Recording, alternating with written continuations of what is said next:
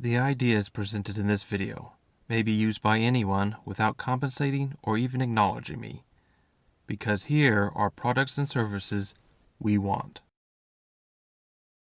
At work, my computer login shows my last successful login time and if there had been an unsuccessful attempt since then.